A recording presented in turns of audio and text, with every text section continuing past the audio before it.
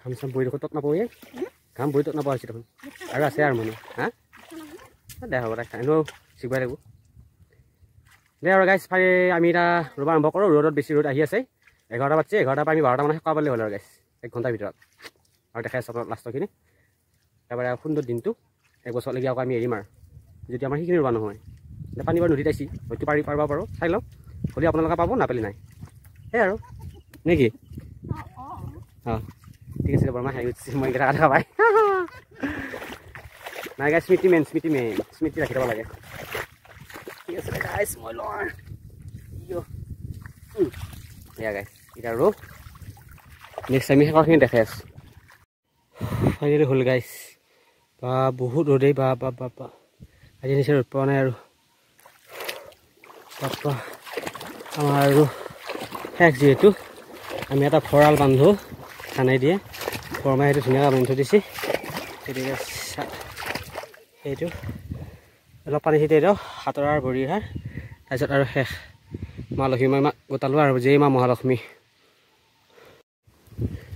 গাইছ মাত নোলা হৈ গৈছে কি ৰ'দ ঐ বা পানী কি গৰম হৈ গৈছে ভৰি চেং গৰম পানী জানো উতলা পানীহে ঢালি দিছে সেই গৰম ভৰি যেই মা মহালক্ষ্মী 1 বছৰলৈকে এৰিলোঁ আৰু গাইছ কৃষ্ণ যেই মা মহালক্ষ্মী কি কষ্ট হয় ৰোৱনীবিলাকৰ এই ৰ'দত যিবিলাক হাজিৰা কৰে কিবা কৰে কিমান কষ্ট গৃহস্থবিলাকলৈ অলপ অনুৰোধ যাতে সিহঁতক ইমান চোকা হেৰিটো নেদেয় মানে ৰোৱনীবিলাকে কোৱা শুনা পাইছোঁ মই সেইটোৱে আৰু পিছত কথাটো কৈ থাকে মানে ইমান সাংঘাতিক গৃহস্থ বুলি পইচাটো এনেই যাব বুলি মানে বহুত কষ্ট দিয়ে আচলতে সেইটো নহয় ৰ'ব লাগে আমাৰ তাত কেইটামান আছিল কালি আমি ৰ'বা দিছোঁ সিহঁতে সেই খোৱা পাৰিলে হয় ইচ্ছা কৰিলে কিন্তু ৰ'দৰ কাৰণে মৰাতকৈ আমি সেইটো কৰিব নিদিলোঁ গাইছ আৰু সেইকাৰণে যিখিনি ৰ'দ আমি আহি ঘৰৰ মানুহকেইটাই ৰুই থৈ গৈছোঁ এনেধৰণৰ মিলা প্ৰীতি হ'লে ভাল সকলোৱে কামবোৰ একেমতে কৰি যাব সেয়াই আৰু এনেকৈয়ে আমি কৰ্ম সংস্কৃতি ধৰি ৰাখিব লাগিব আৰু উপদেশতকৈ আৰ্হি ভাল সেনেকুৱা ধৰণৰ কথা আপোনালোকে সেইটো কথাই ক'ব আৰু সেইটো কাৰণে মই আৰ্হি আপোনালোকক দেখুৱালোঁ আৰু বাকী বহুতে ঠাট্টাও কৰে কিবা কৰে বিভিন্ন ধৰণৰ হৈ যাব কিন্তু গাইছ কৰ্মটো মেইন কৰ্ম সংস্কৃতি আমিয়ে ধৰি ৰাখিব লাগিব নহ'লে 14 কিলোমিটাৰ 15 কিলোমিটাৰ দূৰৰ পৰা মিয়া মানুহবিলাক আহি বাইক লৈ আহি ৰাতিপুৱা 4:30টাত এটা ৰৈ আৰু হেৰি হৈ যায় সেনেকুৱা ধৰণে লাহে লাহে বৰঘৰত পীড়া পাই দিয়া হ'ব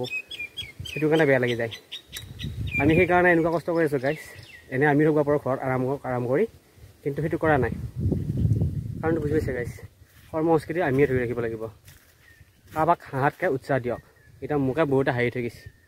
মই প্ৰতি বছৰ আৰু বৰ গৰম গছৰ তলত অলপ বহ এই আমাৰ বৰমাই বহি আছে গছৰ তলত এইগিলা আগৰ দিনৰ কবিতাগিলা আছিলা কবিতা কিবা কিবিগিলাক ধুনীয়া মানে সমসাময়িক জীৱনৰ লগত মিলা আছিল আজিকালিহে আল্টু ফাল্টু হা গছৰ তলত অলপ পানী খাব লাগিব পানীয়ে প্ৰাণীৰ প্ৰাণ চেচ হৈ গৈছে গছৰ তলত অলপ বহি লৈ সুন্দৰ বতাহ আহিব আৰম্ভ কৰিছে তাৰপিছত মায়ে ঘৰতো টুপি পিন্ধি ইণ্ডিপেণ্ডেঞ্চৰ বটলত পানী খাই এই বছৰলৈ আমি আৰু ৰাম দিলোঁ আৰু নেকি ঠিক আছে গাইছ আপোনালোকেও পাৰে যদি কাৰোবাক হাঁহাতকৈ ঘৰত থাকি কাৰোবাক সমালোচনা কৰি থকাতকৈ অলপ পথত নামি চাই কামবিলাক কৰক সকলোৱে আমাৰ কৰ্ম সংস্কৃতি ধৰি ৰখা হ'ব বেলেগকৈ আৰু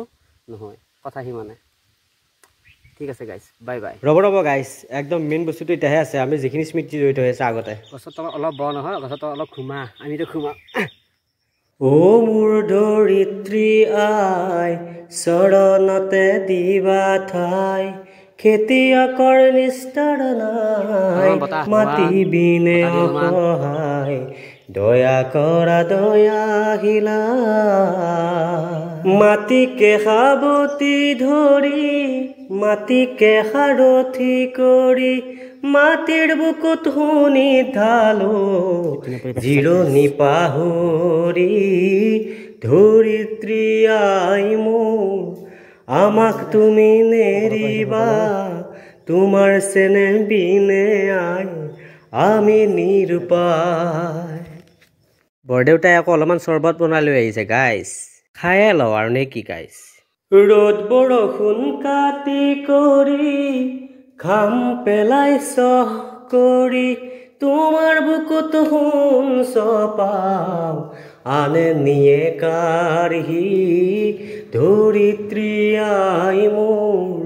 আমাক তুমি নেৰিবা তোমাৰ চেনেহ বিনে আই আমি নিৰুপায়